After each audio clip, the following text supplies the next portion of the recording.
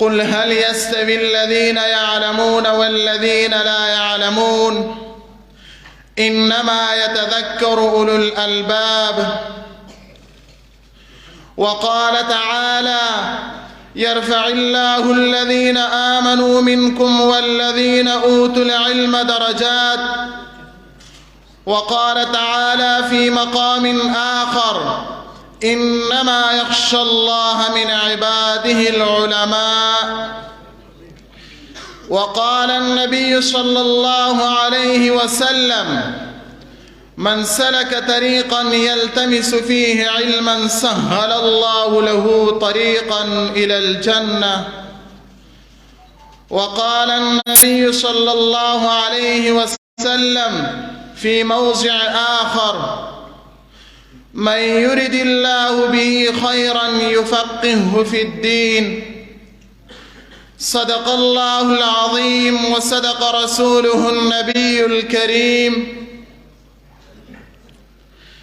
رضينا قسمة الجبار فينا، رضينا قسمة الجبار فينا، لنا علم وللجهال مال، فإن المال يفني عن قريب وإن العلم يبقى لا يزال.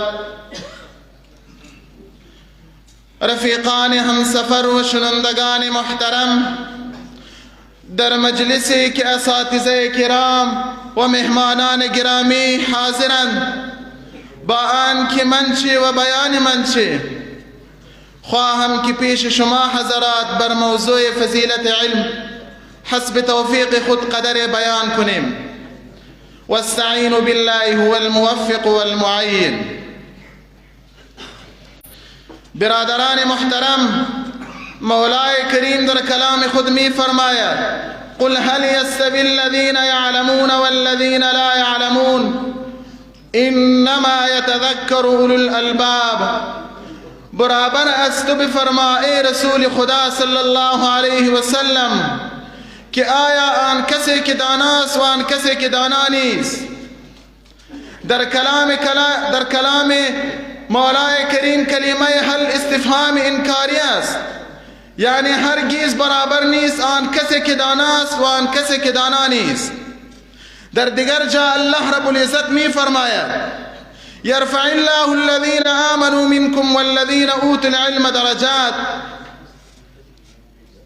الله رب العزت درجات عالیه داده آن کسانی را که به علم خود نوازند. و در دیگر جا الله رب العزت می فرماید انما یخشى الله من عباده العلماء. در مخلوقات پروردگار علماء کرام از مولای کریم ترس دارند. رسول خدا صلی الله علیه وسلم فرموده من سلك طريقا يلتمس فيه علما سهل الله له طريقا الى الجنه. کدام کسی که به طلب علم سفر کند الله رب العزت سفر به سوی جنتشان را آسان می نماید. برادران محترم، الله رب العزت حضرت آدم علیه السلام را خلافت ربانی عطا کرده. از خاطر علم الله رب العزت حضرت آدم علیه السلام را خلافت ربانی عطا کرده و مسجود الملائکه کش دانیده. از این همه معلوم می شود که علم یک بهترین نعمت است. باید ما فکر کنیم که فرشته پیش خداوند متعال محبوب مخلوقات است. الله رب العزت آن را از نور آفرینده. شب و روز در عبادت مولا مشغول است. ذره نافرمانی خداوند متعال را نمی کند. و حضرت آدم علیه السلام را الله رب العزت از خاک آفرینده. الله رب العزت حضرت آدم علیه السلام را از خاک آفرینده. آخر باز هم الله رب العزت فرشته را حکم می کند که شما پیش حضرت آدم علیه السلام سجده کنید.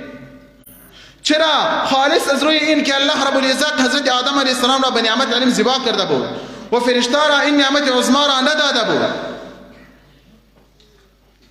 برادران محترم، کدام مقامی که الله رب العزت خواندان علم را عطا کرده در گمان من دیگر کسی را عطا نکرده باشد.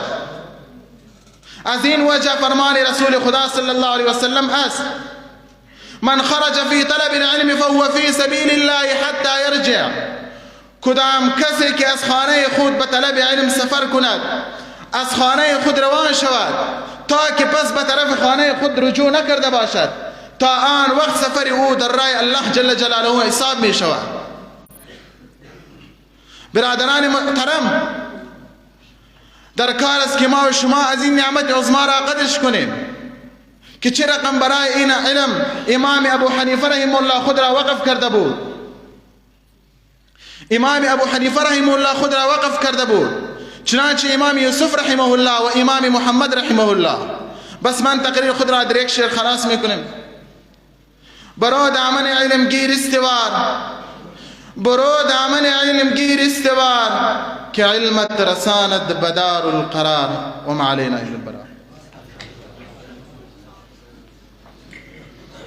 माशाअल्लाह ये थे मोहम्मद नईम जो अपने मादरी ज़बान फारसी में फज़ीलत इल्म के मौजू पर अपने ख्यालात का इज़हार फरमा रहे थे।